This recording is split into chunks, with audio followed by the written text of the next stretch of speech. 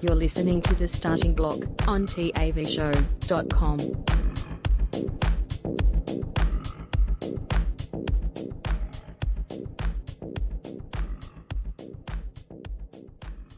The following program is recommended for mature individuals and may contain material unsuitable for morons, cretins, and dishwipes. If you are a moron or a member of the PTL Club, please turn off your radio, because we don't need any more stupid, narrow-minded, pencil-neck geeks who wouldn't know the First Amendment if it came up and bit them on the butt. Thank you. Okie dokie, roll 'em!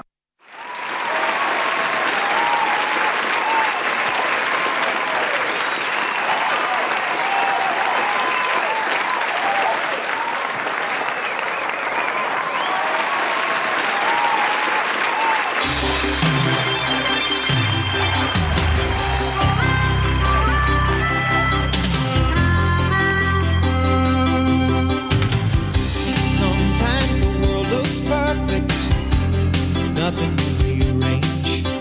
Sometimes you just get a feeling like you need some kind of change.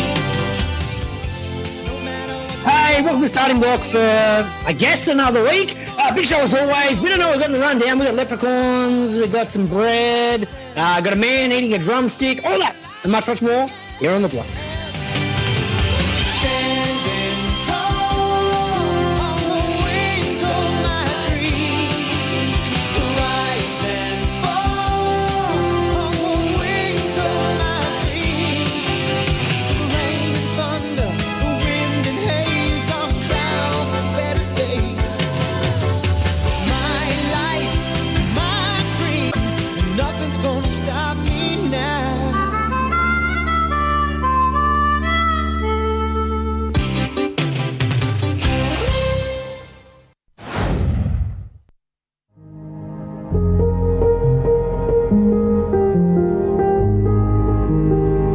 Greeno here from the Starting Block. On behalf of the block, we just wanted to let you all know that we're all in this together. Well, except if you have coronavirus, then stay the fuck away. But in every other situation, we're in it together. To all of you on the front lines, those of you turning a footstool, a wok and a pitchfork into a home gym, those of you who have given your housemates a mental breakdown because you decided lockdown was a great time to learn the keyboard and the only thing you can play after 8 weeks is chopsticks over and over and over again. And those of you who are homeschooling and are now understanding the question you used to harass your maths teacher with of, when the fuck are we ever going to need to know this in the real world, is coming back to bite you on the ass.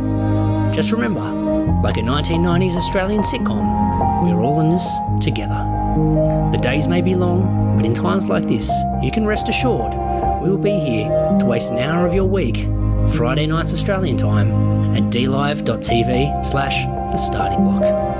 So take care, social distance, whack on a mask, and subscribe to our show on iTunes. It may not cure coronavirus, but it sure will help us with our rankings. And isn't that really the most important thing right now?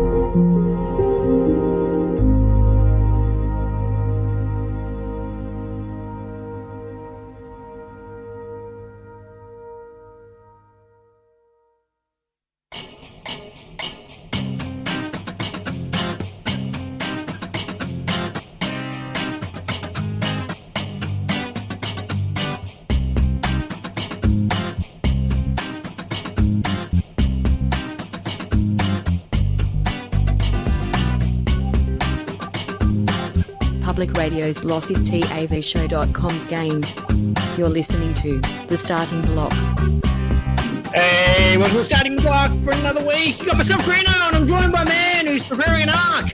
Because fuck me, there's some rain out his way. My co-captain Damo, how are we, sir? Very good, Greeno. Good evening to you, boys, girls, listenership, sailors, first hands, deckhands, blockheads, millions around the world. Yep, plenty of shit pissing out of the sky here at the moment, but it's good. It's been...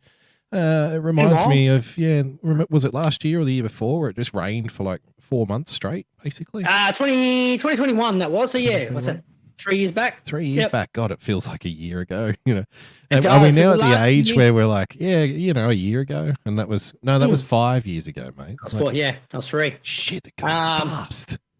Does go fast. I just got a message from the family, just like, hey, just saw this 20 centimeters of rain forecast your way tomorrow, which seems excessive. I always compare everything to a school ruler to decide whether something's big or not. Yeah. And I'm like, that's like 2/3 of a school ruler there. That seems like a lot of fucking rain.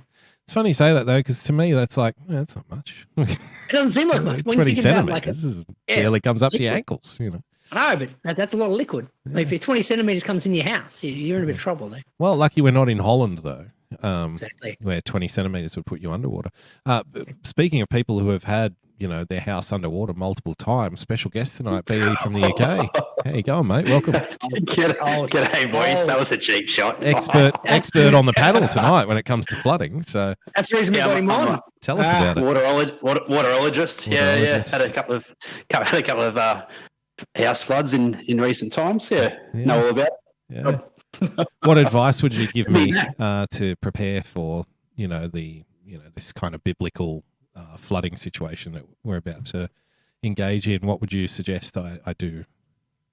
Squeegees at Bunnings are quite cheap, so you can go and get yourself a couple of those. Oh, so just let it happen and then get a squeegee afterwards. Deal with it. No point delaying the inevitable. Right. Don't try and prepare anything, No. Yeah. Fun, you can get some of those wet packs as well. You can just reverse, get the water out. Yeah, it's fine. Oh, okay. Can you do a story time for me, sir? Does that button still work? It's been a while. Yeah, let me just blow the dust off again. Yeah.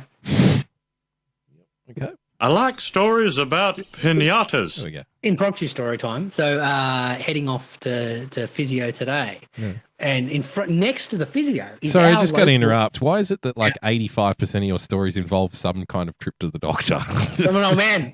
I realise I'm an old man, sir. Everything I do, my only outings from my house are fucking doctor's appointments these days. That's all I got. That's it. Come on, kids. We're going to go see the dentist today. Yeah, that's different. Yeah. There's a reason this show is now like almost a quarterly occurrence because someone's always fucking sick or injured. That's true. Yeah. It's all part and parcel of getting a little bit older and having young'uns. But walking to physio, and next to the physio is the SES. Okay. So the emergency, for our American listeners, the emergency service. So when floods happen, like the rainfall we're kind of getting at the moment and expecting over the next couple of days. They're like the Ghostbusters when natural disasters occur. Who are you going to call? Yeah.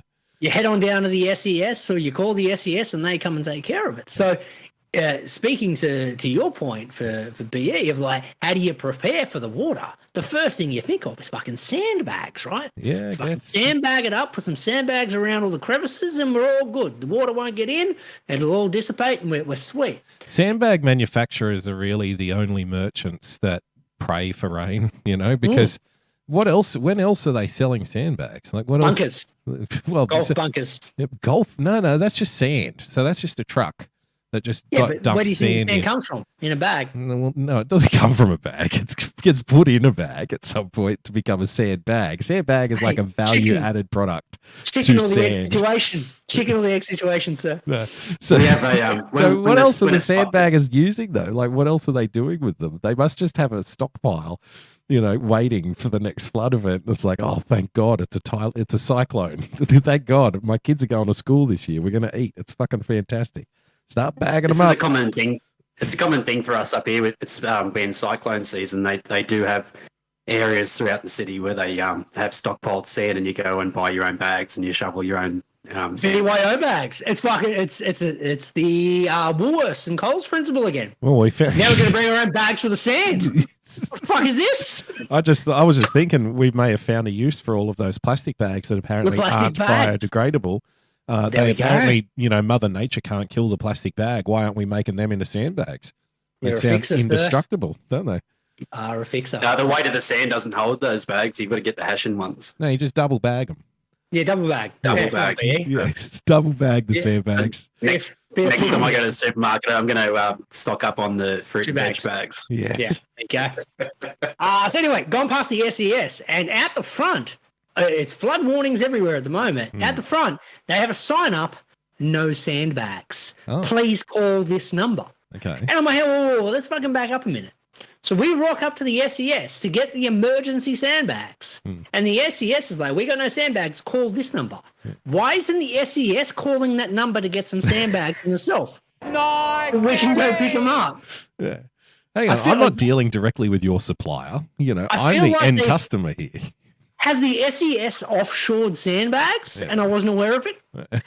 Call this number. Speak to. Hello, my name is Rajesh. Can you please be starting by giving me your name, sir? Please. Now, how many sandbags? House is flooding. I just need sandbags. Hold on 1 minute. I put you through to my supervisor, is also Rajesh. You, unfortunately, in your area, this is not coverage for the sandbagging. There's no sand in the area, but I live like 5 minutes from the beach. Yeah, no, that's different. Yes, So, I'm calling from the Wool in the Gong, also in an office. I am not in Punjab. No, Met. It's Met. We've got no sand. There's just Met no sand. Mate, yeah. Right, a lot of mates. A lot of mates when you call the inverted commas Australian services. There you go. SES fucking offshoring sandbags by the looks of it. No good. Now we're going to call a number to get sandbags instead of getting them from the SES. Who do we blame for that? Who can we sack for that? Can we sack the government or something? Or? Seems like an elbow thing, doesn't it? Yeah, why not? Fuck him. Got to sack him for something, don't we? May as well be that. So let's put it to the Stephen Sears Memorial Poll. Yeah. Who is to blame for the lack of sandbags in my area? 1, Albo. 2, Rajesh. Meghan Markle. Yeah. 3, Rajesh. So there are options. Rajesh from Wool in the Gong. Rajesh from Wool in the Gong, Meghan Markle, or Albo. Okay, good start tonight. Well done. Nice, Gary. I do have another story time, if I can, sir. Please. I like all we stories got. about pinatas. So we've been off it for quite a while, and our How long? absence 5, 6 weeks, something like that. 6 weeks, maybe. Yeah, probably about 6 weeks, to be fair. No one missed it. No one missed it. I didn't miss it. But we didn't even know we were doing a show 8 minutes ago until we were like, what day is it? Oh shit, it's Friday. B is like, you guys doing a show? Well, I know. I messaged you. You didn't. They're like, are we doing a show? Well, I guess so. Yeah, Hello, potentially, maybe, perhaps. We'll see. The Vietnamese, they've been fired up for it though. I've been getting incessant texts about when's the show back? We're missing it. We need to get back on those ratings. So, Another population that knows a lot about floods, don't they? They know about the floods. That's right. Option 4, the reason for the Vietnamese. sandbags missing, Charlie. No, Charlie's America. So what you're thinking about is, what did they used to call? Oh no, they did call them Charlie, didn't they? The Viet Cong. Yeah. Charlie's everywhere. Yeah, that's right. So we've been off for 5 weeks now. This all started due to the Rona, right? So 5 weeks ago, I had a good run. Well, that's number 5. Run. That's number 5 on the list. Coronavirus. We'll blame for the sandbags. Vax. How the fuck did I forget the Vax, mate? The Vax is the reason there's no sandbags in my local area. My apologies. Option number 5. We're going to expand the poll. So 5 weeks ago, my 4-year run, household free, without any kind of COVID, came to an unfortunate end when after managing to survive the daycare germ pool and not have my son catch the Rona, the first 6 weeks at school, somehow he picks it up and Nice, brings it. So, look, it is Popped what it his is. Corona cherry. It's good. He did pop his Corona cherry. That then led to like 5 days later, my wife catching it. Right. That then led to 5 days after that, my daughter catching it, And was that- which meant yeah. it kind of infiltrated my house for the better part of 3 weeks. So we missed like 3 weeks of the show from that. And then your family got sick. Yep. And then Jesus died. Yes. So we had last week off. So that explains our absence. Yeah. Which, getting back to the vax, it's an interesting dynamic, right? So I became both anti-vax and pro-vax simultaneously. Okay. From my experience, right? And hear me out. So the little ones, we refused to get them back. Well, by we, I kind of told my wife, I'm like, look, we're not doing it. Like, I'm not putting my kids through something that I don't know if it's right for them, for something that's probably not going to, if they catch it, it's not going to impact them that hard. No, it's not going to hurt them. They'll bounce right back. They're kids. They'll bounce right back. They'll be sweet. And that's effectively what happened. The kid that caught it originally, I didn't even know he had anything other than the fact that one day he just randomly had a temperature. We thought, maybe we'll just give him a test, see what happens. Turns out it was positive. Aside from that, asymptomatic. The next day he bounced back, but fucking what it was. And the thing is, you Second- can't even trust the tests because they've already come out and said, well, the tests aren't always right, you know. Like, there's false Well, they were positives right and because the stuff. whole fucking house caught it. So he had it. Yeah. So it was what it was. But he was okay. Like he was jumping around his room. He was being the little terrorist that he is. And same with my daughter, a little bit of a sniffle, a little bit of a croaky throat. Aside from that, sweet, 10 days. So reflected back going, look, probably the right decision. You know? What about Lady Greeno? Did it knock her on her ass? Or Lady Greeno got knocked on her ass, right? Yes. However, Lady Greeno has some vaxxers, not up-to-date vaxxers. Okay. Now, the only person in my household who's up-to-date with vaxxers is the one guy who didn't end up catching it from all the people in his household. Okay. So at the end of that realization, I'm like, well maybe the vax work for me, but I'm also anti-vax because I didn't have to pump it into my kids. Not pumping that shit into my little kid's, you know, sweet little body. I'm not doing that. 100%. Yeah. So it was an interesting dynamic. I'm like, well, both, could have been luck, could have been the vax, could have been 5G conspiracy theories, could have been Elbow. Could have been elbow, could have been bad tests. Admittedly, I did do fucking like 14 straight days of tests, kept on testing negative. Okay. So maybe the vax worked for me. Maybe it didn't. Maybe you just didn't catch it. And maybe I didn't catch it. The wife, though, fucking sick as a dog, couldn't get out of bed for 5 days. So, long story short, both I'm like straddling the middle, both pro and anti-vax. Okay, well, that's an interesting dynamic. When the next rally, you know, springs up, which party are you going to stand on? You know, I'm going to have a sign on both, just to be like, yep, down with the vax and up with the vax on one hand. That's level. I'm on the level with the vax. I'm on the level. I like stories about pinatas. Good story. Very good story. B.E., have you been sick lately since we're talking about doctors? I haven't. No, I avoided the sickness this last couple of months, which is a rarity. Yeah. But we went camping last weekend for Easter, and I've been expecting to be sick this week, but I sort of avoided it.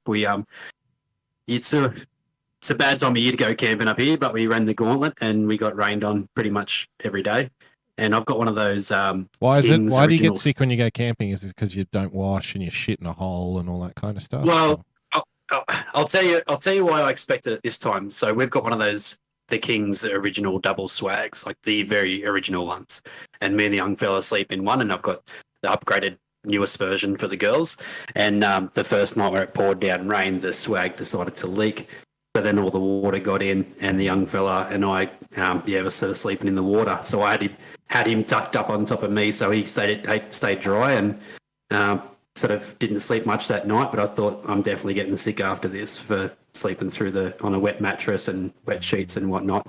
But yeah, I've sort of avoided it, kept on the vitamins, but I'm not as prone to sickness as the Greeno household. No, but it's got away with it quite well. Okay. But might be all those vaccinations I've got at my end. I'm vaxxed to the eyeballs. Oh, okay. Well, I've got a little story for you. I like stories about pinatas. I had to get the vaccine. Yeah, sorry, you're right. Oh no, no, you go ahead. No. I was saying I had to get all the vaccinations because I travelled to an indigenous community up in Northern Territory to a little island called Good Island. Okay. And what are you doing up there? We have workers up there in the mines. Yeah. There's a mine up there that we service and provide labour to, so I went up there for a bit of a chin wag and meet and greet. And right. So the white invaders, take over the country, and then basically into the island unless I had all the vaccinations up to date and up to scratch. So the white invaders invade the country, open up a mine, and then make the locals became unemployed. So whatever, waste of time. So the white invaders, take over the land. I wasn't too concerned about it. I was just like, well, is what it is. Can you hear me or not? Am I coming through? I don't think VE can hear you, man. No. Grow up and enjoy life and not take the risk in that sense. This is wild. This is wild. I don't think you said an echo. No. You're an echo, and I'm like, am I missing something here? Is this my system issue? Hello. Yeah. No. Hello. Hello. Hello. Here. Yeah, no, we can hear you, mate. Hey, we may need to mute Mike for a minute. message him and say, "Hey, Oh, we'll God. be a minute." We're experiencing technical difficulties. Let's get to the story time. I while like Brad sorts stories his shit out. about pinatas. What was that? Did you hear that? I did hear that. I think that was BE back in action. Okay. Well, no, off he There goes. we go. He's left. He's offline. He'll be back. He's back now. Can you hear us now? I don't think he can. No, he definitely can't hear us now. He can't hear us. Send him a message, would you? I'm Bruno? sending him a message, mate. You go to your story time. I'll go to my We'll come story back. time. I like Seamless. stories about Seamless is pinatas. So we had to go into hospital recently because the little one, Greeno, you'll be well aware of this. One of the variations of the daycare death plague is where whatever you give them orally is in, food and drink, comes out just as fast as it goes in. Either from one end or the other end, it's basically irrelevant. It's just like a concert. It's like a fire hydrant at both ends, and there's nothing you can do. To the point where the little one was actually, when she was doing like a number twos, she would start hiding around the corner. So we like trying to keep it from us so we wouldn't know, because she probably got sick of having her nappy changed 50 times a day. So it was the funniest thing. She'd like sneak around the corner and we'd go like, "What are you doing? What are you doing, little one?" And you just hear, and then she'd wander out like all innocent, like nonchalant. It's like, "We know what you were doing back there." It's like, no, we can smell it. We can smell it, no. So, we, by the end of it, we were feeding her hydrolyte and water and stuff through a syringe, like basically trying to hold her down to get this stuff into her gullet. Because you got to drink, man. You can't afford to not drink. You need water. You need sustenance. And she's kicking and screaming, carrying on. And we took it to the GP, and the GP said, "Look, the best thing that you should do right now is probably get her off to the emergency room." And that's a collective. Because as you know, now, quick question: which emergency room we're talking? We talking the children's hospital, which is actually okay, or we talking local shithole emergency room? Well, this is part of the story. So the GP recommended. He's like, "Look, go to the children's hospital because that's where all the children's doctors are." Yeah. But here's the thing. You could go home and keep doing what you're doing. Like, she's pretty okay. You could go home and keep doing what you're doing. But if she's not getting more water by like 2:30 this afternoon, you should probably go to the emergency room. This is about 10 o'clock in the morning. You should probably go to the emergency room. But if you go to the emergency room after 2:30 in the afternoon, it's going to be packed. Yeah. Like, okay. So get in early. Get in early. So Yeah. Lady Books took the little one down to the emergency room at about 10 o'clock. Messaged me. I was at the office and said, "You better come quick." And I said, "No problem. I'm on my way." Head down to the emergency room. Get down there about 10:30, and the place is packed, Greeno. It's absolutely packed. Now, she's been there for about an hour already. So I'm thinking, okay, well, been here for an hour already. You know how you're trying to do that gauge? You look around the room and you're like, You look around, who's looking the most fucked up around here? Anyone going to die? No, we're about 45 away.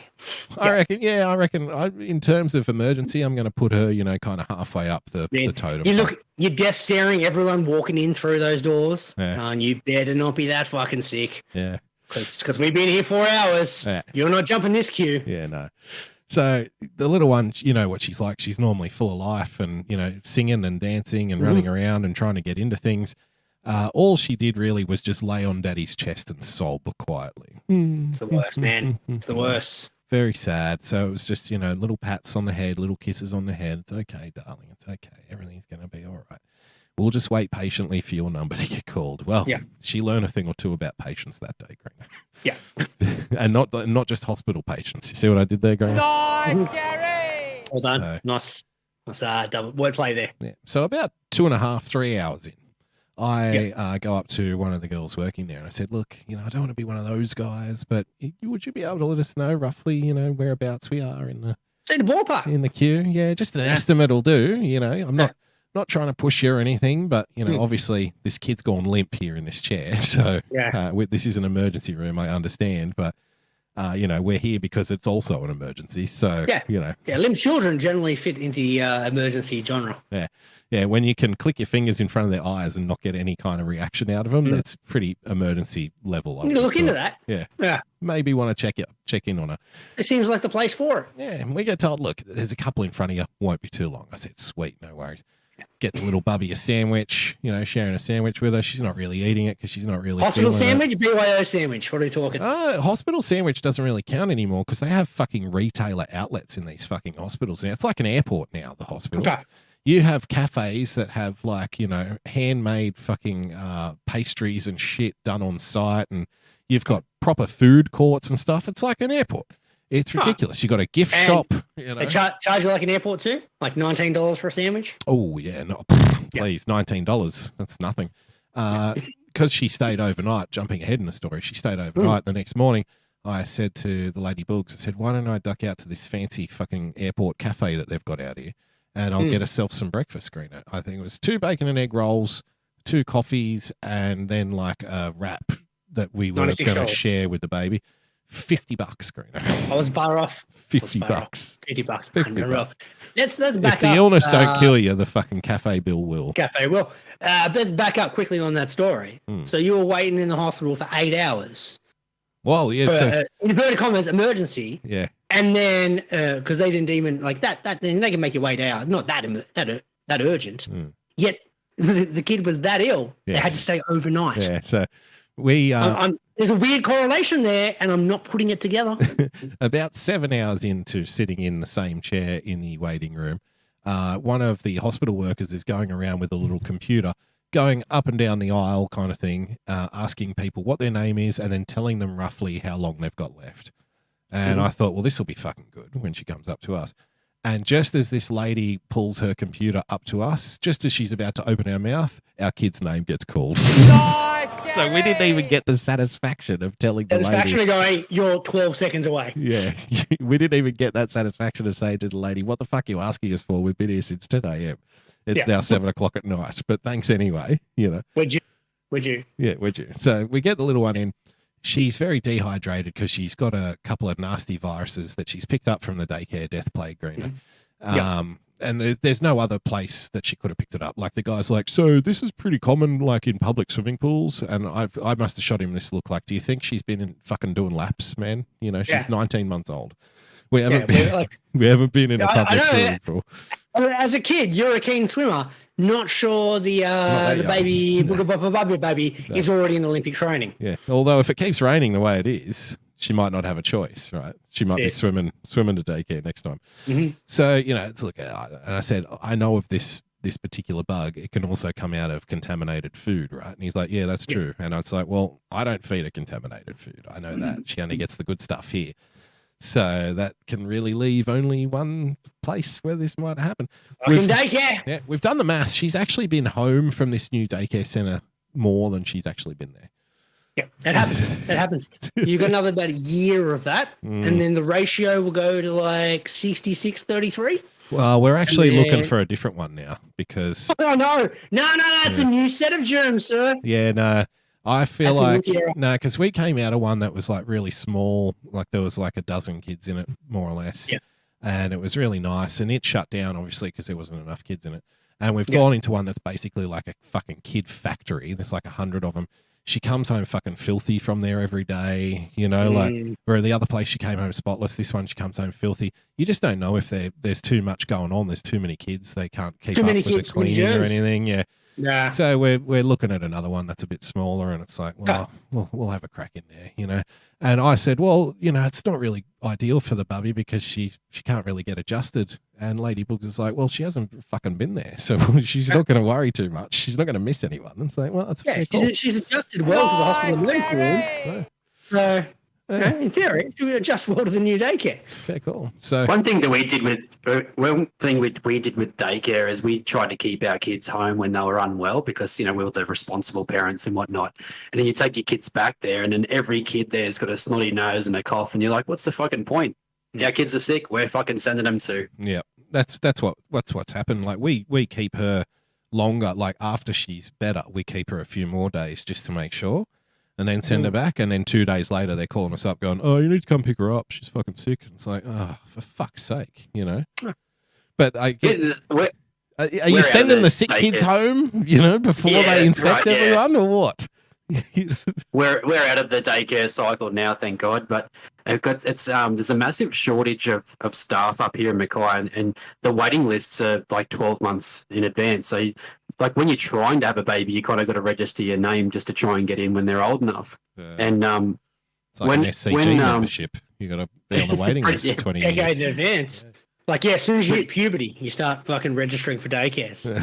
Pretty much, yeah. So what they started to do towards the end, because there wasn't enough staff, they would call up and say that your child's sick and you need to come and get them because there wasn't enough staff there. They didn't say there wasn't enough staff, but I knew that was the case, and it's happening in all the daycares in the area. Because it's like you pick your kid up and they're like, the kid's fine. Like, and then they brought into this rule where you can't bring them back within 24 hours of the time that they went home and all that sort of. Well, like, fuck off, man. I know the story. This is short staff. Don't make up stories. Like, you bring the kid home and they're running around crazy. There's nothing wrong with them. There's no temperature. It's like, fuck you, man. Well, at this point, I'm kind of over the whole daycare thing. I feel like she would be healthier if I just sent her on fucking safari in the Congo or something, you know? Go swim in the fucking malaria-riddled rivers while you're at it. Because she should be indestructible by now, the amount of shit that she's caught in the last... 6 months, fucking indestructible, like Superman. Building immunity. Yeah. Just put it out there, Damo. She's getting on a little bit. Yeah. Like, too early to put her into the workforce? Put her to work. No, I've definitely considered it. She can make iPhones. Yeah. At least then she'll get sick leave. She doesn't have any transferable skills yet at the moment, though. She's only just she's learned how to say wow and pizza recently. So I guess she could take Albo's job. I'll reach out at seek.com. See what's available. Yeah. What's someone entry-level position? What skills do you have? Yeah. Look, I can hide when I'm doing a poo. To be fair, work from home. I've had conversations with people in my job over the past month that someone who just said wow or pizza would be an upgrade. You're in, yeah. I'm putting it out there. Giving us something to work with. That's fine. Yeah. I'm like, well, at least she's not fucking that up. We can work with this. This is good. So anyway, we're in there, and the doctor says, look, you guys have done a great job, because we would expect a kid with this, Monty Burns level of infection to be far less hydrated than she is. So you guys have done a fantastic job, but we're just going to run a couple of tests and just see, really zero in and get a proper reading and see where we're at. It's like, okay. So he fucks off, comes back in an hour. We've got the Wiggles playing on the TV in there, and that's keeping her occupied enough.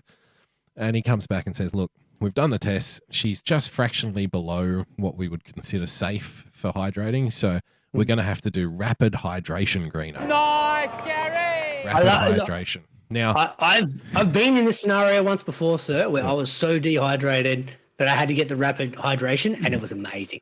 Well, I'm like, why can't I take this with me? This is the best. Now, mind you, we have been at the hospital now for like 9 hours at this point. Now, I naively rapidly hydrated earlier. You're saying? Well, no, not even. I naively thought, like, earlier on, it's like, well, they'll give us some medicine. We'll go back home. I'll be home in a couple of hours, and I got out of the office early. It's a happy day. It wasn't a happy day, Greeno.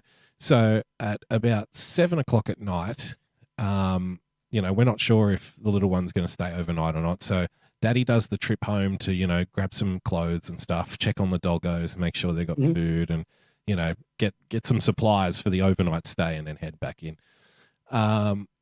He says, all right, we're going to do this rapid hydration. Now, my brain's like, rapid? Great. So we'll be out of here in 20 minutes. I'll bring the fucking car around. This will be fantastic, Fucking it's about time. We've been here since 10:30 in the morning. And he's like, yep, so it's rapid hydration. It's going to take about 4 or 5 hours. I was like, what? That doesn't sound very rapid. Can we look up the definition of rapid? Standard high. I mean, it's quicker to give her a glass of water, isn't it? That's over in 20 seconds. That sounds more rapid, right? So rapid hydration involves, and this is the fun part, the tube down the nose, Greeno, into the stomach, and then hooking her up to a bag. And as you couldn't do just a straight IV? Yeah, so that you can imagine how well that went down with a sick 19-month-old. Yeah. She wasn't very happy. So we're all holding her down. She's kicking and screaming for her life, kicking her little guts out. And the girl who's trying to put in the tube says, look, don't panic, don't stress. It's really easy. We do this all the time. It's just another kid to us. It's not going to be a problem. It took them 4 attempts in one nostril, Greeno, before they finally gave up on that nostril. So in halfway, couldn't get it down, back out, in halfway, couldn't get it down, back out, in halfway, which of course the kid's loving this, as you can imagine. It's like, all right, tell you what, why don't we flip her over and we'll try the other side? And now at this point, I'm like, why don't we give her a fucking glass of water? Okay. Let's try that. It might work for the hydration. Yeah. It's a bold strategy, but it may just work. Let's try that instead. So they stick it in the other one. It goes down. Little Bubby's now on the bag, Greeno. And I'm off. I'm home to get the supplies. And I get a message from the Lady Boogs about an hour into this treatment. And it says, you need to bring me a shirt. I was like, okay. And then it says, okay, you need to bring me a pair of pants. Just bring me everything. And I'm like, why? And she said, the little one has thrown up all over me. Nice, Gary! So the rapid hydration was so rapid, apparently, that it rapidly came out as well. Which means, guess what? We're going to start again. It's a new bag, and the timer starts again. So it's another 4 hours now. Dehydration. Yeah. Double hydration. Rapid double rehydration, Greeno. 5 hours, 6 hour process at this point. All right. Rapid hydration is 50 mils per kilogram. So if your kid's 10 kilos, they take 4 hours to get the 500 mils. Correct. Yep. Can I just I don't mean to interject, and I don't mean to undermine people with medical degrees, but we've all had some big nights, right? Yeah. Put it out there, and have gone Lavom many a time after a big night. Best way for rapid hydration, blue Gatorade. Did we think of just giving the blue little Gatorade? Maybe a blue Gatorade, maybe. Yeah. That would have done the trick. We would have been home. You know what? I don't think this quack even suggested it, Greeno. No, well, that's fucking warning signs for me already. But if the doctors come out and like, have we tried blue Powerade yet? Yeah. And he goes, no, we haven't. Then already I'm questioning his medical credentials. I'm asking to see his diploma. I'm asking to see his exam results. I need to see all of it. Because option one, before we put the tube down the nose, if the baby's gone to Levon many a time, blue Powerade. There wasn't a blue Powerade. We were offered ice blocks about half a dozen times in the emergency room while we were waiting to go in, to the point where at one point I turned to the Lady Boogs and said, if this bitch offers me another fucking ice block, I'm going to knock her skull in, because, fuck the ice block. How about a bed? Can we get one of those? We got plenty of them. Super dupers you can pump down, I guess. We got plenty of ice. Yeah, fill it full of sugar. That's a good idea. Hey? Fucking rapid rehydration. Sunny boy over here. This is no good. Yeah. So, we get my rapid daughter, rehydration. When I went to the hospital with my daughter, she was hydration was one of the issues, but they had the super duper type things, but they were electrolyte hydration ice blocks. Yeah, no, taste this wasn't those. Wet ass, man. Those hydrolytes are the worst. This wasn't those. This was like a no-name brand paddle pop stick type ice block. So water. The kind of one where you peel the paper off and it's all sticky and gooey. Good. Yeah, like it's been in the bottom of the freezer for 3.5 years before you got to it. That's a sympathy ice block. Yeah. Yeah. It's Even the kids at the school kind of canteen ain't eating that. No. Which brings me to part 2 of the story. So I set the Lady Boogs up. The baby's asleep at this point. I'm like, all right, I'm going to go home because I cannot sleep on a chair in the hospital unless you want me to be in the hospital the next day with my back. So I'll scoot off home and I'll be back at 6 a.m. bright-eyed, bushy-tailed. I'll bring you a coffee and we'll go from there. We'll see what's going on. So, go back, go home. All's good. Head out back there again. Cafe doesn't open till 7, and this brings me to the second part of the story, Greeno, with the cafe prices. Now, get, like I mentioned, a couple of bacon and egg rolls. Now, you know what my kid is like when it comes to food. She's very motivated by food. Yeah. We basically feed her like one of our Ridgebacks. Greeno's seen this. If you're eating something, the 2 Ridgebacks will sit in front of you, sit waiting for a treat, and she'll stand next to them with her mouth open like the dogs do, waiting for a treat off your plate, right? So she's the very only motivated 9-month-old with no teeth I've seen eat a T-bone. Yeah, eat steak. That was the first proper food that she ever ate. I put in front of her like a vegetable and a piece of steak, and she went straight for the steak. She loves a fucking steak. So very motivated by food. At this point, remember, she hasn't eaten anything solid since about 8 o'clock the previous morning. So almost 24 hours now. All she's had is fucking old, crappy, no-name ice blocks and rapid dehydration right into the stomach twice because she threw up the first batch. That's all she's got going for her. So I rock in with a couple of bacon and egg rolls, and she's awake. So she sees us, take a mouthful. She starts screaming her little tits off, Greeno, rah, rah, rah, fighting like a demon-possessed child, fighting to get to the bacon and egg roll. Now, this one of the nurses comes in, and he's like, what the fuck is going on here? And I said, look, It's a sandwich, mate. I said, we've been giving her this hydrolyte stuff, 5 mils every 5 minutes for the last hour, blah, blah, blah. She needs some food. She's starving. And he's like, no, she can't have any food. The doctor's written here that you need to give her hydrolyte for the next hour. And then if she keeps that down, you need to give her milk for an hour. And I kind of dragged him into the room and I said, look at this. Do you think that she's going to be satisfied with a hydrolyte at this point in time? She's screaming and fighting like it was World War III, like the whole hospital. She must have been heard levels throughout the hospital. I've never heard her scream that much. My wife's sitting there with her on her lap, basically, trying to hold her down, going, I don't think that this is good for her. Okay. Yeah. I don't think this is not going to help the gut. All this screaming and crying. Give her the bacon egg roll. In the end, I convinced this guy to get a couple of pieces of plain bread, right? And he heated them up and we gave her the plain bread and that kept her happy. Now, for this, we were there for another 5 hours after this. So to try and cheer her up, I'm taking her on a tour of the hospital, looking around at all the shit that they've got on the walls. And she loves trolleys. She loves people pushing trolleys. She loves to push trolleys. So at a hospital, there's trolleys going zipping around the place. It's like a fucking autobahn, There's trolleys going up and down every aisle constantly. So I'm going, she'd have a wow, great time, look at the trolleys, look at the trolleys. You're going, wow, and waving. And I'm going, hi, trolley person. She's going, hi, and waving at the trolley people. That's keeping her occupied for a bit, right? To keep her mind off the food. We're there for another 5 or 6 hours, and we had 3 other people come in at different times to kind of check on us before we eventually got discharged.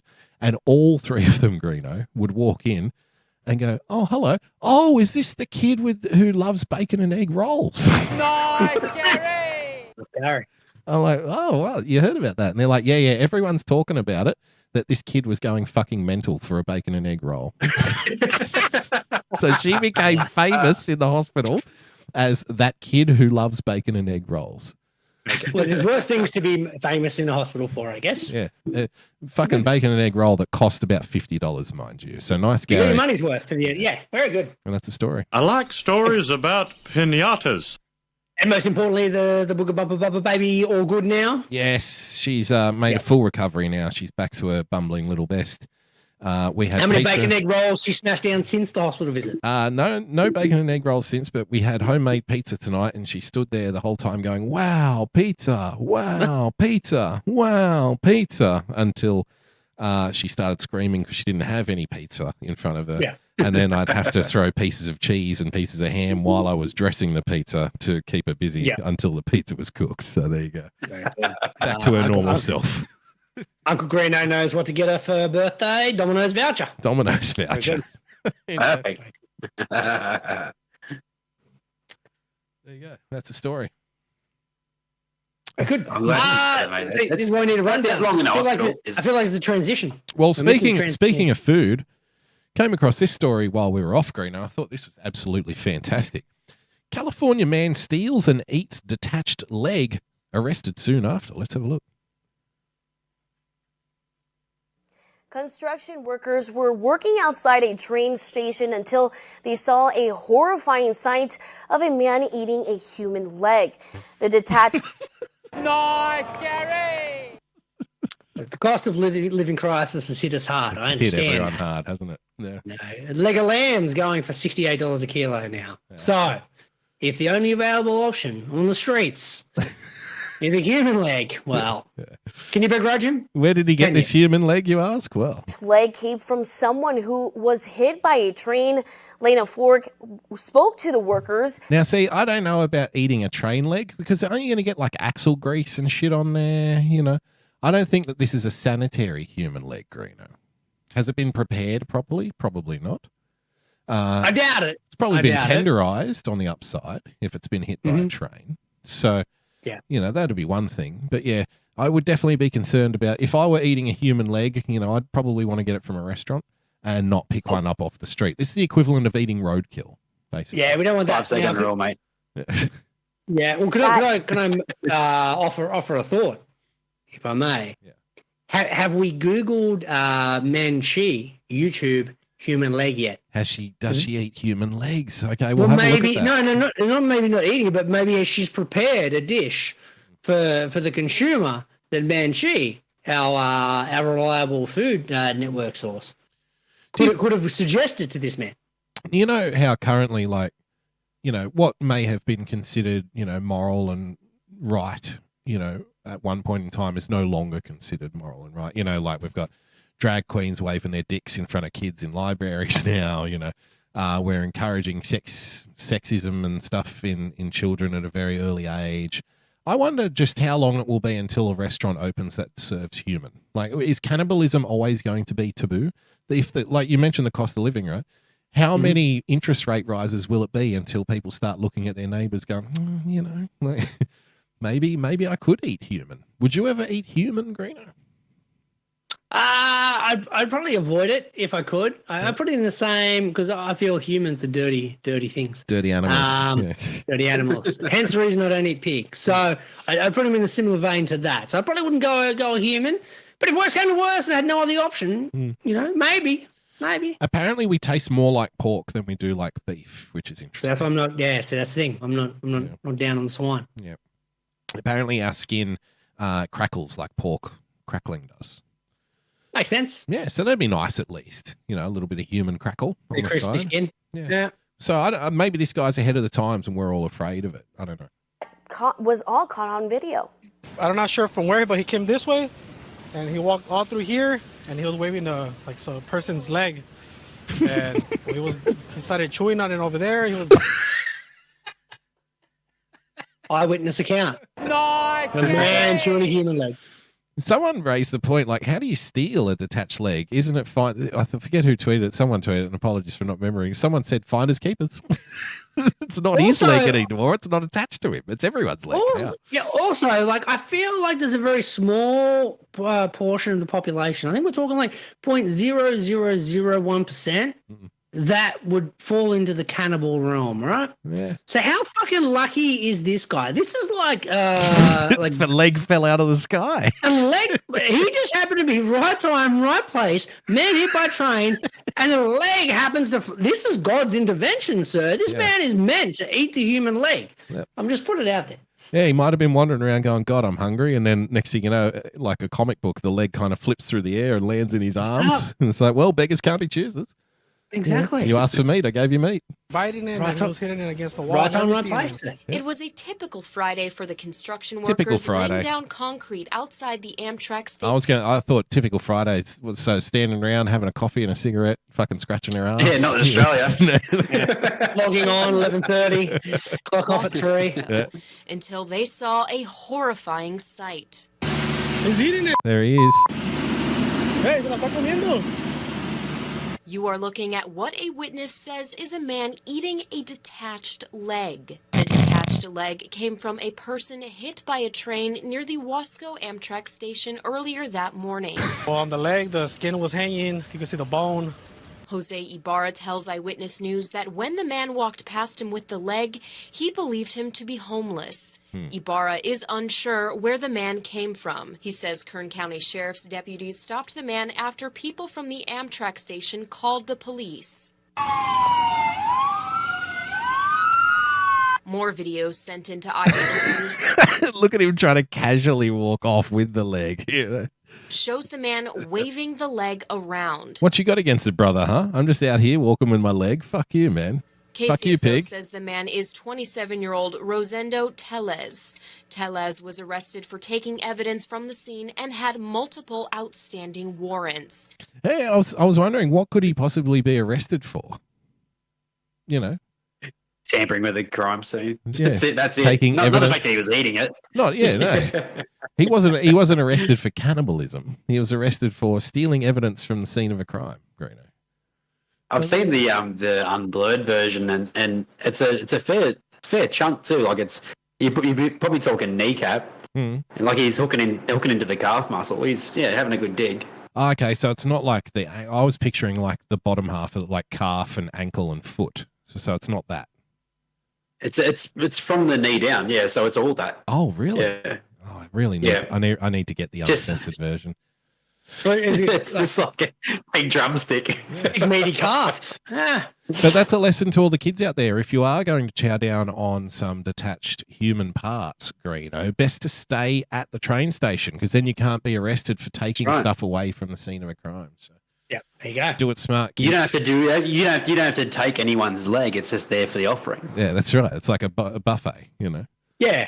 You know, they don't let It's you not walk taking out with everything the with plates. something. Yeah. And look, they've got a fair point. This isn't a fucking drive-through. Like you got to eat at the restaurant. No, we You're don't gonna do get done for takeaways. tampering with evidence. You're not going to get done with chopping someone's leg off. You're only going to get done for taking something away from evidence. That's it. Let's stick on the food theme. I thought this was particularly interesting, Greeno. You know, we've spoken about machines. They're taking our jobs, Greeno. Skynet is taking over. You know, humans are being replaced by automation. You know, supermarkets, they're getting replaced. Bankers are getting replaced because computers can do the maths quicker than humans can. Wall Street now is basically just all computers, you know, buying and selling and stuff. There's no people on the trading floor or anything anymore. That's something you see in 80s movies. It doesn't exist anymore. So, you know, the machines are taking our jobs. And this was posted on Twitter. This is fantastic. So this is, you know, machines can do amazing things, right? They can fly us to the moon. There's a machine that can build you a house from scratch, Greeno. They've got self-driving cars and shit now, right?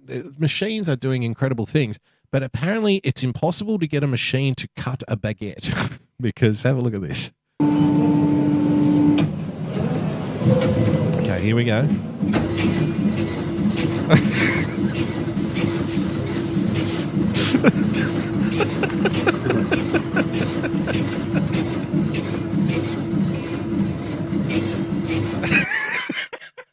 Someone with Parkinson's disease could do a better job cutting this baguette into more even slices, Greeno. That is horrific. Look at that. One more time.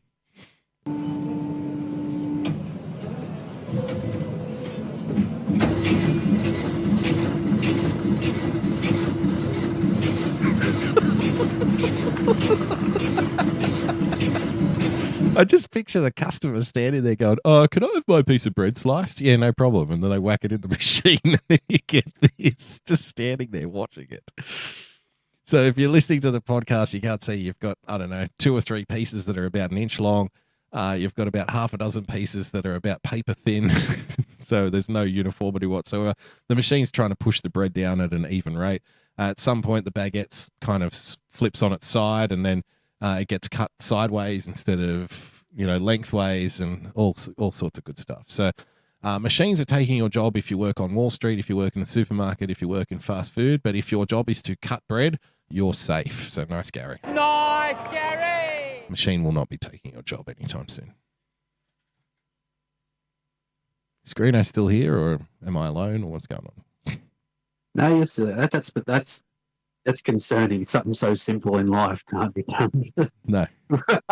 It's where is that? That's not surely not like a supermarket chain or anything like that? Oh, like a yeah, bakery, sure. it would be. It's some kind of like food outlet because, you know, this is an industrial kind of kitchen machine here that's doing this. Yeah. So, and otherwise it wouldn't have like the glass front on it, you know. So they It obviously doesn't look want like a people cheap to piece see of it. equipment. No, exactly. But it may not be cheap, but it's obviously fucking shit, you know. Yeah, What it does. Yeah, expensive. I've got many a work claim system that's fucked as shit, and they've spent billions on it. So, you know, cost doesn't always bring profit. You've got to have some sort of guide in there where the arrow's pointing from number one. You've got to have some kind of guide in there to keep 100%, man. right? As a dude who worked in a deli for like 6 years, the fact there's less of a guide to be able to guide the slicing mechanism is the most concerning part. Like that's rule number one. Yeah. Brad sent this through. Brad Greeno, do you want to tell us a little bit of background about this place? What's going on here? Yeah, so this is a smoked meats place in Perth, in Australia. Here they're called Big Don's Smoked Meats, and they're only open on a Saturday. And I thought this would be interesting and something that you could incorporate into your business plan for your caravan that you're gonna buy and venture out throughout the world and dominate and retire with. Yes. But this is when you were talking about quality and quantity, and then against price and presentation. I think this wraps this up quite good. I know you guys spoke about this in the show a few weeks back, and when I saw this, I'm like, this would be perfect business model. Even though this is a warehouse and it's only open 1 day a week, you could still incorporate this into your van. Okay, let's have a look. To our barbecue joint in Perth, Western Australia, where we open Saturdays only, serving legit wood-fired barbecue in the Texas style. Here's our menu for the week. Brisket stuffed birria are back this week. This is our biggest special in the history of the business. Stewed and then dipped into its own consomme. Oh, it looks good. Those giant beef ribs sold quick last week, so we got them back again. 2 kilos raw, 1.2 kilos cooked. Oh, yeah. I think we may serve the biggest pork ribs in the country. This week, they are a peach and bourbon glaze. We've also got a few more. So the menu of changes every week, obviously, by the sounds of it. Oh, we got tomahawks. Yeah. That's good. Those big tomahawk steaks, they are $99, and they come with a side of chimichurri. $99 though. I don't think I'd be paying for a tomahawk steak. Yeah, but you spend $60 at KFC. Yeah. So if you had the option, I'm going to fork out an extra 40, and you get that. Well, yeah, see, I'd rather buy the steak and then just cook it myself. I understand that. But I'm saying if you're out, let's say you're out and about in Perth, and you can't go home to cook the steak. Yeah. And you get the option of like, I can go to KFC and spend 60 on a whole bunch of shit, or I can go get a tomahawk for $100. I don't know. Maybe not $100. You know my love of steak, Greeno, and especially big pieces of steak. But I think I would physically react to handing over $100 for a steak. I feel like my body would like break out into hives or something, to prevent me from doing it. I'd have a heart attack or something, I think, before I'd eat the steak. Just by $100 is a lot. Well, it is a lot of money. I wouldn't to pay spend for a steak for one steak. It's a lot, It's like, do I get a flagon of wine with that or what? No, just a steak. And what is it, like $50 for sides? Is it just a steak? Do I get some kind of side in there? Because these American barbecue joints, they do sides different. It's not like chips and salad. It'll be like coleslaw and some potato chips or something, or some a pickle, We're very proud of the Black Angus Cross Wagyu briskets that we serve every week. There's going to be heaps of them in the pack, plus honey buttered. Oh my goodness gracious me! Look at this. I spent $100 on that though. Oh, this without That's question. the back that comes with the sides, Without question, that's definitely that'd be more than $100 though, surely. Let me bring up Big Don's. Let's just have a quick look at their menu. We have become a food review show.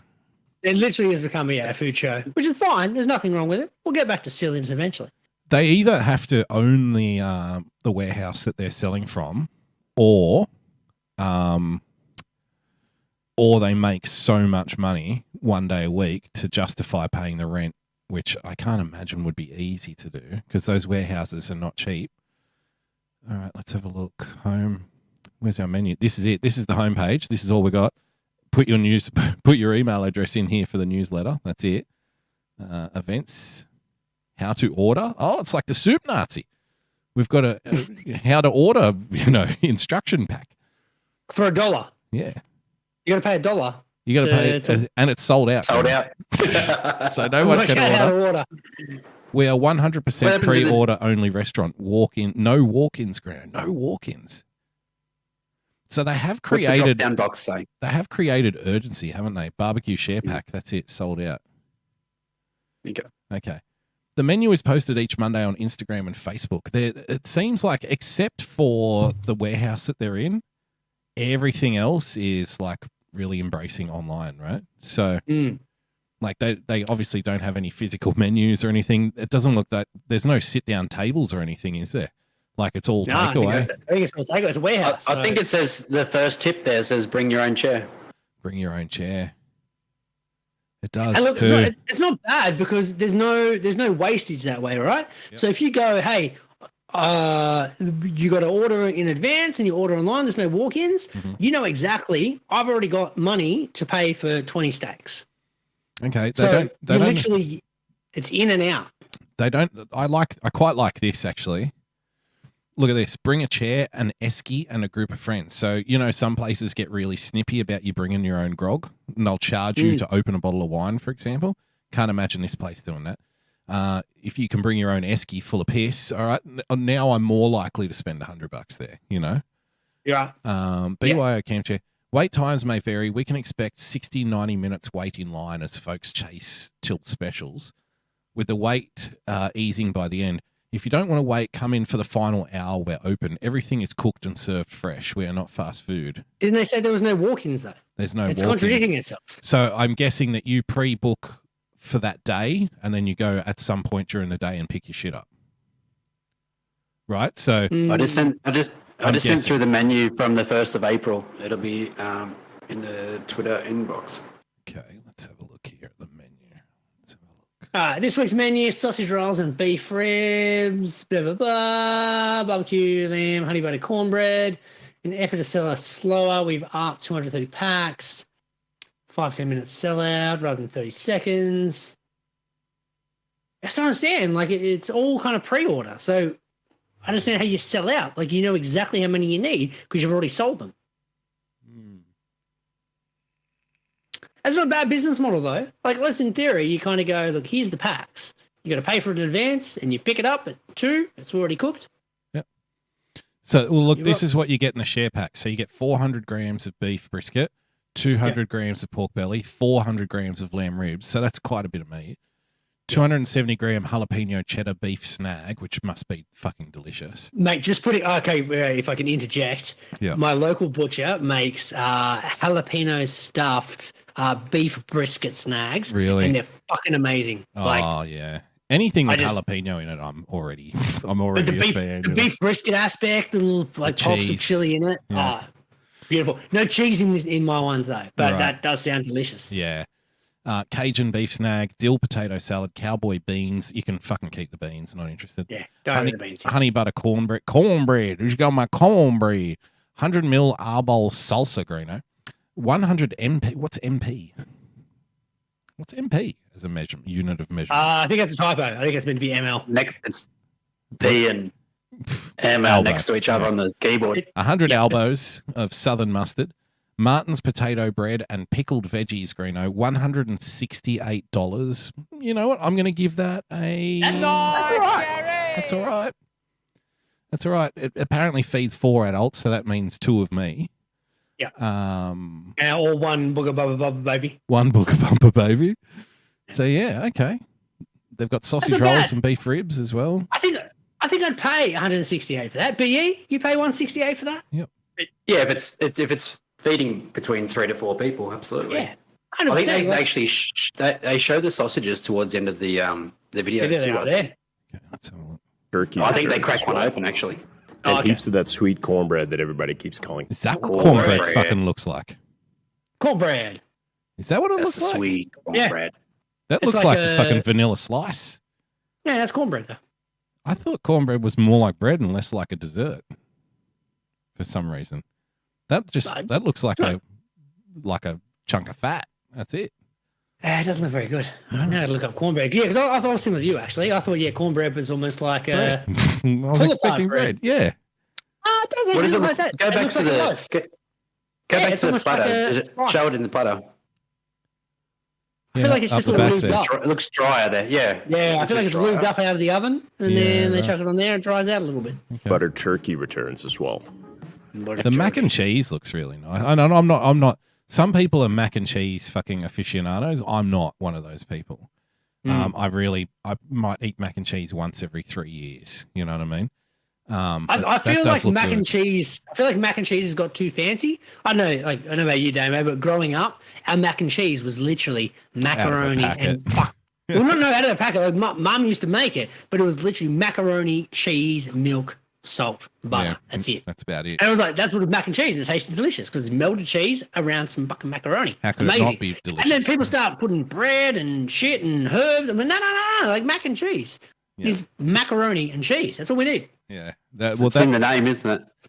That does look like good mac and cheese. I've got to admit. It does look nice. I don't know about the bread though. Yeah. The breadcrumbs. So you can take or leave that. And heaps of that sweet cornbread that everybody keeps calling cake.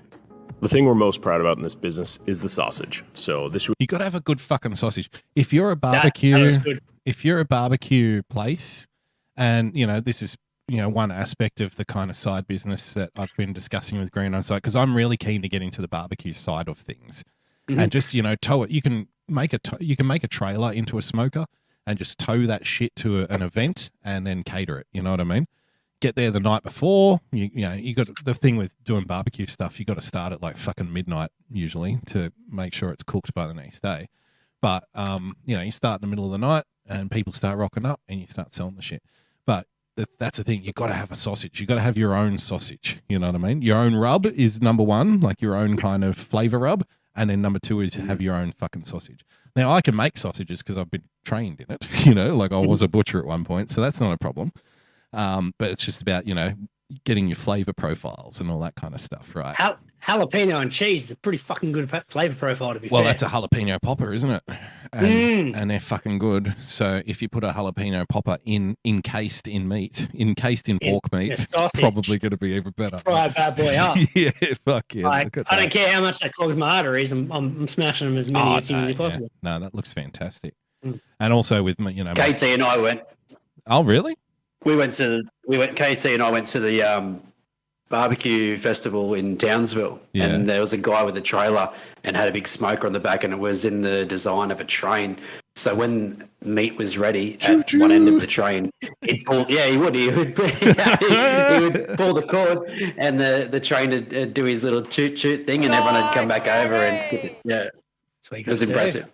This business is the sausage. So this week we've got Cajun, poblano cheddar, and sometimes... Oh, look at that shit when he breaks it apart, man. Look at that. Look at the cheese explode out of this thing when he pulls it apart. Have a look again. Cheddar, and sometimes we overdo it with the cheese. The full menu is in the text. That's also part of the trick, right? When you cook a sausage that's like cheese stuffed, is making sure you don't overcook the sausage so the cheese leaks out in the cook. Yes. It's got to have that excitement of, cutting it open and doing that shit. Yeah. And if you are at a barbecue... because this is a misconception that people have, and I think it comes from like our parents' generation, Greeno, who used to do shit like this all the time. If you're at a barbecue and you see people doing shit like pricking the sausages with a fork, don't you dare! Or you remember like the parents used to cut the sausage in half before they fucking. And it's like, what the? All the delicious So they'd cook it, like they kind of half cook it, and then they'd cut it in half to finish it off. And it's like, what the fuck are you doing? If you see people doing shit like that, you need to take the tongs off it. Like, there's a golden rule: you never take tongs off the person who's the barbecue. You have the license from the starting block. If you see someone pricking the snags or cutting them in half and cooking them that way, you have 100% our green light to take the tongs off them and beat them with the tongs until they give up the barbecue and say, I'm taking over. You cannot be trusted on the grill at this point. You see anyone pricking sausages and slicing them in half, you can huge faux pas. You can go full cannibal like the fucking dude from the clip earlier. Just eat a raw leg.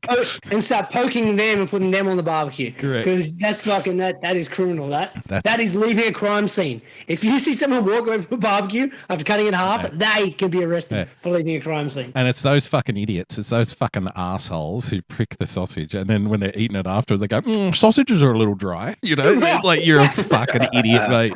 You are a fuckwit. Completely no awareness whatsoever. Next to this reel, thank you so much for all the love and support over the years, Perth. We'll see you this. That's a good looking tray too, I might add. That's a good share, BE. That's good, mate. Like, yeah, nice, Gary. Well, eventually, if we ever do a boys road trip, we're going to Perth and going to smash down $169 worth of meat, I think. There is a chain here. I wonder if I can find a video from it. There's a chain here in Sydney, and I think there's a couple of them around a place, Greeno, called Black Bears. I don't know no, we've shown this on the show before. Black Bear, have we? We literally showed it like 4 months ago, I think. Okay. Well, here's a guy doing a mukbang for it. Meat for breakfast at Black Bear Barbecue. Do you want to watch an Asian and an Islander do a review of Black Bear Barbecue for breakfast, Greeno? Why not? What's a mukbang? You have to fill me in here. Oh, you've never heard of mukbangs? No, I haven't heard of mukbang. This is new to me. So mukbangs are like food review videos where like it zooms right in. I think that it's normally considered for like fast food. Now I'm going to Google the definition myself, but it's definitely sounds like something food. Sounds like something on an adult website. Yeah, it does. A mukbang, also known as an eating show, is an online audio-visual broadcast in which a host consumes various quantities of food while interacting with the audience. It's actually a Korean word, Greeno. Myeokbang. So there you go. Mukbang. Yeah, that sounds a little bit less dirty than mukbang. Yeah, let's have a look. Burger King, if you put into YouTube, Burger King mukbang. Nah, man, that's going to show up in my history. I'm not doing it. Okay. Look, here's all these mukbangs, right? Yeah, I'm sure there's mukbangs. Yeah. Mukbangs everywhere. Mukbangs everywhere. I'm gonna finish after this show. I'm gonna go into the boudoir and ask Lady Greeno. She'd be into a mukbang. Yeah, for a mukbang, and see what reaction I get. I'm just saying. Yeah. Let's look at these guys. Dirty, let's check out these guys eating barbecue for What's breakfast. good, Muckan fam? I'm Jono. And I'm Aaron. And welcome to another episode of Muckan. Today, we're at Blacktown trying out Black Bear Barbecue. And Blacktown, we're having a mukbang at Blacktown at Black Bear, Greeno. Let's go. Blacktown for breakfast. I'm just, once again, for people that grew up near Blacktown, impressed that they're 7 seconds into this and they haven't been rolled yet. We could have went there before we went to the baseball. We could have. We could have gone to Black Bear, got a mukbang. Next time, put it on the list for next time. We've been trying to come to this place since the end of lockdown, and we're finally here, and we are so excited to try the amazing soup. Yep. So let's go. Let's go. Let's go already. Okay. The one I went to is in Wetherill Park, and it's if you're not familiar with Sydney, Wetherill Park is basically an industrial estate. And on a Saturday, I met up with two friends there. So we picked this place in Wetherill Park because it was central to all of us. We all live in like different corners of Sydney. That's how I know it, because you told this story. Yeah, and we all met up there, and it's like basically the only things, because it's in an industrial estate on a Saturday. The only things were open were the pub that we were at, which did not have a bistro or anything, because we were going to have lunch there. And it's like they had like frozen meat pies in the fucking that they put in the microwave for you. It's like, well, we're not doing that. And this Black Bear place that was about a 10-minute walk away around the corner. So we went and had that instead. It was fucking amazing. Sell their own rubs and shit, sell their own sauces. You walk in there and there's all smokers and grills and shit just going non-stop in the room, you know. So you can smell it like 5 minutes away when you're walking up the street. It's ridiculous. I get on the stream. Oh, it's not on the stream? There you go. Yep. Meat in a box. All right, guys, the food has arrived. See what I mean with the sides of the potato chips? We've got some brisket, we've got the hot links, we've got... Yeah, but I'm not wasting my stomach filling with any kind of potato chips. I was meat, and if I'm still hungry, maybe I'll eat a few chips. I was a cynic too, but it's actually nice because you take a bite of the meat and then you have potato chip and like the difference in texture and stuff, and it kind of cleanses your palate as well. So nah, man, I feel like there's too much starch there. I feel like you need that coleslaw, right? Yeah, you can have coleslaw as well. Trust me, it works for whatever reason. It definitely works. All right. You just have a handful of chips in between mouthfuls. It's good. Yeah. There you go. Potato. They're just plain salted chips. Yeah, I don't know about the fried eggs, the baked beans. No, I'm not a fan of beans. There you go. There's the coleslaw and pickles. That's what I need. We're gonna go with the family brisket bar. Oh, yeah. Okay. These guys are known for their slow and slow cook. All right. Look at that fat glistening. It's just I think that's what we should. Okay, get to the mukbang. Actually, no. We'll start. We'll bite it first. Thick and slices. Then we'll dip it later. Right. Yeah, ready? You can tell it just fucking pulls away in his mouth, and yeah, I fucking want some barbecue now. I love something pulling away in my mouth in a mukbang. I tell you that much. Fuck yeah. Oh, so there you go. There you go.